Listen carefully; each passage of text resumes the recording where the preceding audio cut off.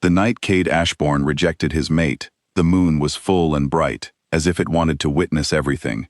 He stood on the stone steps of the pack hall, his voice steady and cold, and told Selene Vale, in front of hundreds of pack members, that she was not fit to be his Luna. He said she was too soft, too quiet, too ordinary, for a king who needed a queen of iron. Selene did not cry in front of them. She only nodded once, turned, and walked into the dark forest alone, her wolf whimpering inside her from the pain of a broken bond. That was 5 years ago. Cade told himself many times that he had made the right choice. A king needed control, not feelings. He needed a Luna who would agree with him, support him without question, and never challenge his decisions in front of the pack. Selene, with her gentle nature and her habit of speaking her mind, had never fit that picture, so he had let her go, believing that time would erase the guilt sitting quietly in his chest. In her place, he began spending time with Ivy Marsh, a beautiful Omega from a respected family. Ivy was polite, soft-spoken, and always agreed with whatever Cade said.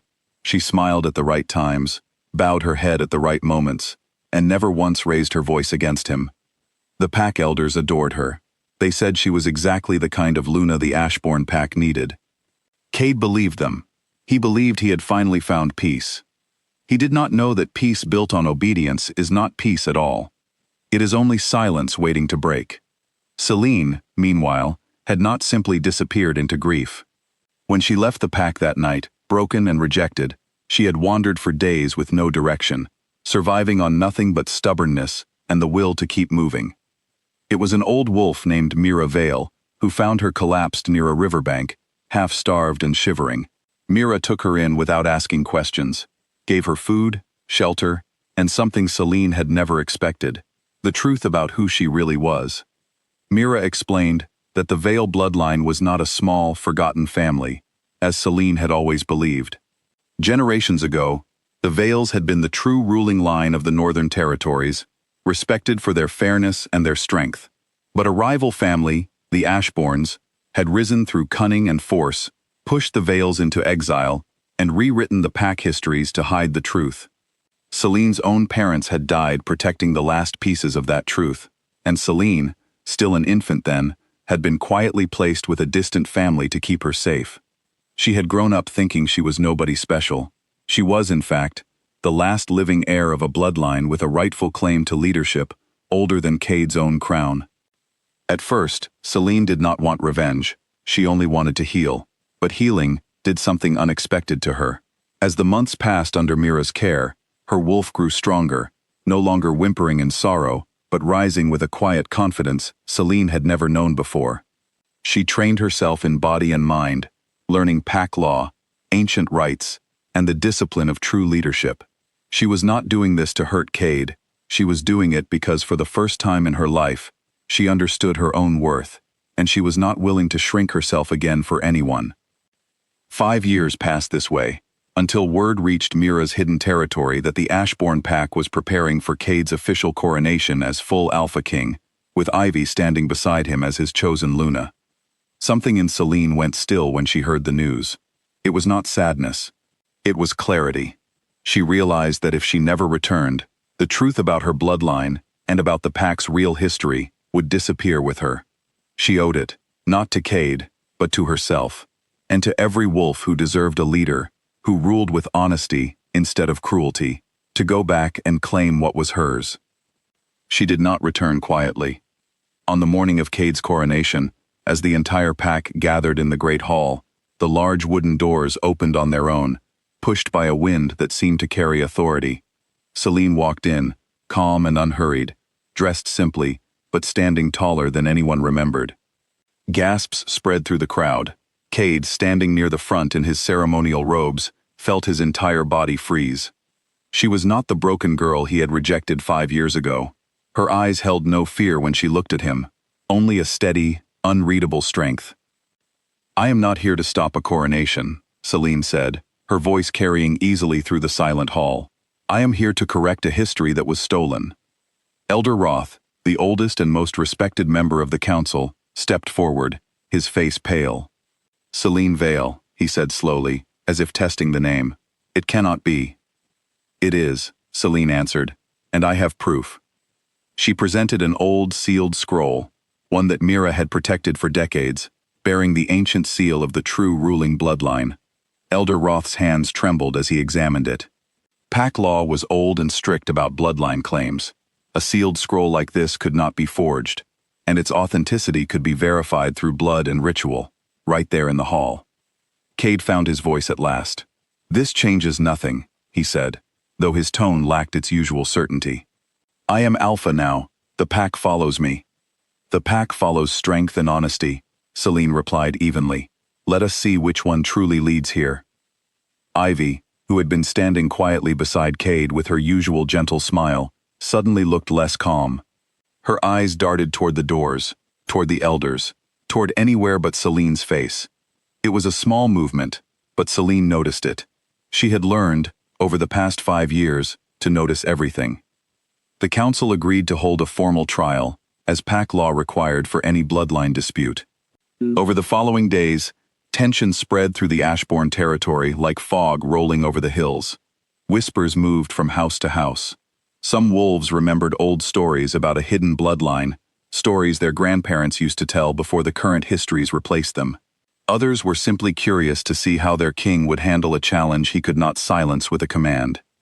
During this time, Cade tried, more than once, to speak with Selene privately. He caught her near the training grounds one evening, the sky painted orange behind her. "You could have written to me," he said. "Warned me. Instead, you humiliate me in front of the entire pack." Selene turned to face him, unbothered. "You humiliated me first, Cade. In front of the same hall, 5 years ago. I only returned the favor you taught me." "That was different," he said. "I was protecting the pack's strength." "No," Selene said quietly. "You were protecting your own fear of anyone who might challenge you.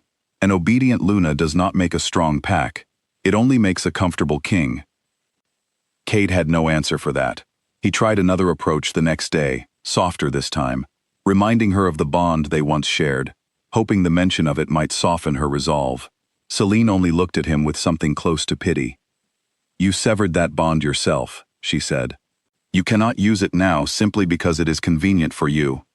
Every attempt he made to regain control of the situation, whether through authority, charm, or memory, failed against her calm refusal to be moved. It frustrated him deeply, not because she was cruel to him, but because she was not cruel at all. She was simply unreachable in the way he expected her to be reachable. As the day of the trial approached, something else began unraveling. One of Ivy's personal attendants, a young beta named Farron, came forward nervously to Elder Roth with information she could no longer keep silent. She revealed that Ivy had been secretly meeting with wolves from a rival pack, discussing plans to weaken any bloodline that might threaten her future position as Luna.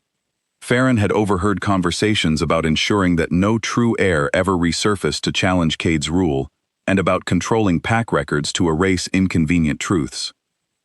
This information reached Selene just before the trial began. She did not use it immediately or carelessly. Instead, she requested it be presented formally, allowing pack law to expose the truth in its proper place, rather than turning it into personal vengeance. She wanted her claim to stand on justice, not manipulation.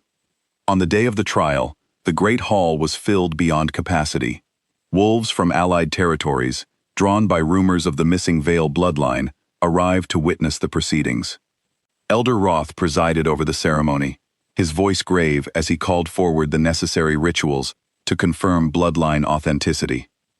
Selene stood at the center of the hall, calm, despite hundreds of eyes on her. The ritual required a blend of blood and old pack magic, something that could not be faked or forced.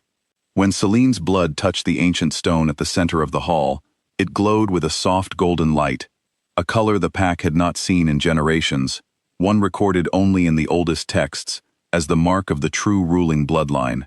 Gasps and murmurs spread through the crowd. Elder Roth bowed his head, visibly moved. "The bloodline is confirmed," he announced, his voice carrying through the silent hall. "Selene Vale is the rightful heir." Cade stood frozen, watching the golden light fade from the stone, understanding finally that this was not something he could argue his way out of.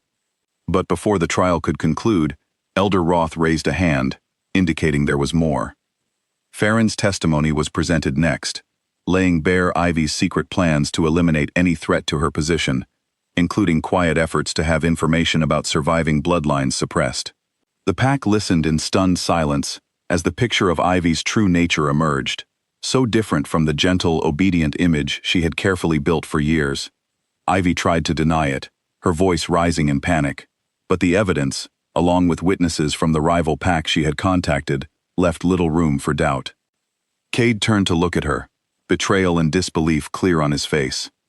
He had chosen her specifically because she seemed safe, agreeable, and easy to trust. He had not realized that easy agreement could hide dangerous ambition, just as easily as defiance could hide honesty. By the end of the trial, the council formally recognized Celine's claim to leadership, not through force or rebellion, but through law, truth, and the united voice of wolves who no longer wished to be ruled by fear and image alone. Ivy was stripped of her position and exiled from Ashbourne territory, her carefully built reputation collapsing entirely. Cade, though allowed to remain within pack leadership, was no longer permitted to rule alone. A new council was formed, with Celine at its head, her authority recognized both by bloodline and by the genuine trust the pack extended to her. In the weeks that followed, Celine worked to rebuild the pack's foundation, not through harsh commands, but through fairness and open communication, qualities the Ashbourne pack had almost forgotten under years of rigid control. Wolves who had once been afraid to speak their opinions in the Great Hall found themselves being listened to for the first time. Slowly, the pack began to heal in ways that went beyond simple leadership change. Cade watched all of this from a distance, humbled in a way he had never expected to be. He did not try to win Celine back through grand gestures or desperate apologies, understanding finally that respect could not be commanded the way loyalty once had been. Instead, he began the quiet, difficult work of proving through his actions, day after day, that he could be someone different from the king who had once stood on those steps and cast her aside. Whether Celine would ever open her heart to him again, no one could say, including Celine herself. She had built a life out of her own strength, not waiting for anyone's permission or approval, and she was not willing to trade that strength for old promises. But sometimes, in quiet moments during council meetings, she would catch him watching her, not with the arrogance he once carried, but with a kind of humility that surprised her. The pack moved forward under her leadership, stronger and steadier than it had been in years, built not on obedience, but on trust freely given. Celine had returned not to reclaim a mate who had discarded her, but to reclaim herself, and in doing so, she had reclaimed a throne that had always been hers by right. The Ashbourne pack, once ruled by fear disguised as strength, finally began to understand what real leadership looked like, standing tall in the golden light of a truth too long hidden, and a queen who had never needed anyone's permission to rise.